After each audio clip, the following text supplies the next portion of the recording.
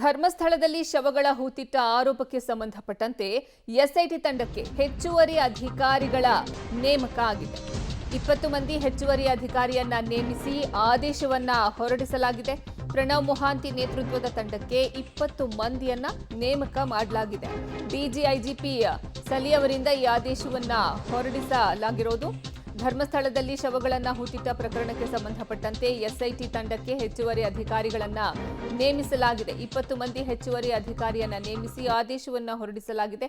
ಪ್ರಣವ್ ಮೊಹಾಂತಿ ನೇತೃತ್ವದ ತಂಡಕ್ಕೆ ಇದೀಗ 20 ಮಂದಿಯನ್ನ ನೇಮಕ ಮಾಡಲಾಗಿದೆ. ಡಿಜಿಐಜಿಪಿ ಸಲೀಂ ಅವರಿಂದ ಈ ಆದೇಶವನ್ನ ಹೊರಡಿಸಲಾಗಿರೋದು. ಸದ್ಯ ಧರ್ಮಸ್ಥಳದಲ್ಲಿ ಶವಗಳ ಹೂತಿಟ್ಟ ಪ್ರಕರಣಕ್ಕೆ ಸಂಬಂಧಪಟ್ಟಂತೆ ಈ ಆರೋಪಕ್ಕೆ ಸಂಬಂಧಪಟ್ಟಂತೆ ಎಸ್ಐಟಿ ತಂಡವನ್ನ ರಚನೆ ಮಾಡಿತ್ತು ರಾಜ್ಯ ಸರ್ಕಾರ. ಹೀಗಾಗಿ ಈ ತಂಡಕ್ಕೆ ಇದೀಗ 20 ಹೆಚ್ಚುವರಿ ಅಧಿಕಾರಿಗಳನ್ನ ನೇಮಕ ಮಾಡಲಾಗಿದೆ. ಡಿಜಿಐಜಿಪಿ ಸಲೀಂ ಅವರಿಂದ ಈ ಆದೇಶವನ್ನ ಹೊರಡಿಸಲಾಗಿದೆ. ಇನ್ನು ಆ 20 ಮಂದಿ ಯಾರ್ಯಾರು ಅನ್ನೋದನ್ನ ನೋಡ್ತಾ ಹೋಗೋಣ. ಮಂಗಳೂರು DCRI SPCA ಸೈಮನ್ ಅವರನ್ನ ನೇಮಕ ಮಾಡಲಾಗಿದೆ.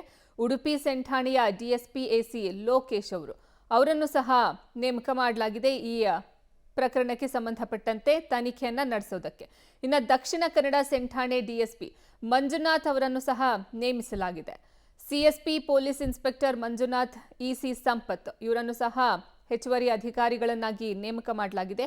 CSP ಪೊಲೀಸ್ ಇನ್ಸ್ಪೆಕ್ಟರ್ K ಕುಸುಮಧರ್ ಇವರನ್ನ ನೇಮಿಸಲಾಗಿದೆ. ಶಿರಸಿ ಗ್ರಾಮ ಪಂಚಾಯಿತಿ ಪೊಲೀಸ್ ಇನ್ಸ್ಪೆಕ್ಟರ್ ಮಂಜುನಾಥ್ ಗೌಡ ಇವರನ್ನು ಸಹ ಈ ಪ್ರಕರಣಕ್ಕೆ ಸಂಬಂಧಪಟ್ಟಂತೆ ತನಿಖೆ ನಡೆಸೋಕೆ ನೇಮಕ ಮಾಡಲಾಗಿದೆ. PD Sumitru Tej police inspector Udupi ಹಾಗೂ ಬೈಂದೂರು ಇವರನ್ನು ಸಹ ನೇಮಕ ಮಾಡಲಾಗಿದೆ. ಕೋಕಿಲ ನಾಯಕ್ PSI CSP ಇವರನ್ನು ಸಹ ಈ ತಂಡಕ್ಕೆ ನೇಮಿಸಲಾಗಿದೆ. ಡಿಜಿಐಜಿಪಿ ಸಲೀಂ ಅವರಿಂದ ಈ ಆದೇಶವನ್ನ ಹೊರಡಿಸಲಾಗಿರೋದು.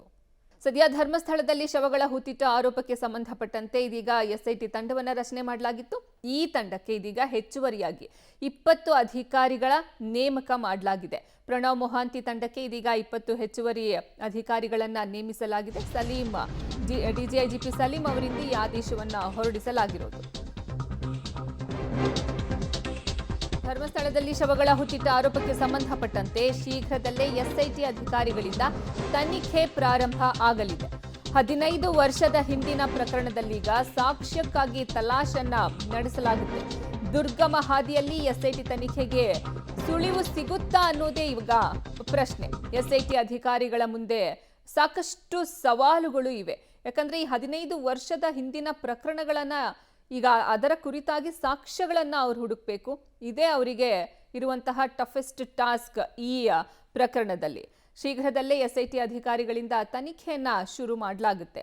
ಈ ದುರ್ಗಮ ಹಾದಿಯಲ್ಲಿ ಎಸ್ಐಟಿ ತನಿಖೆಗೆ ಸುಳಿವು ಸಿಗುತ್ತಾ ಇದಕ್ಕೆ ಸಂಬಂಧಪಟ್ಟಂತೆ ಅನ್ನೋದೇ ಪ್ರಶ್ನೆ. ಅವ್ರಿಗೆ ಎಸ್ಐಟಿಗೆ ಏನೇನು ಸವಾಲು ಎದುರಾಗಬಹುದು ಅನ್ನೋದನ್ನ ನಾವು ನೋಡ್ತಾ ಹೋಗೋಣ.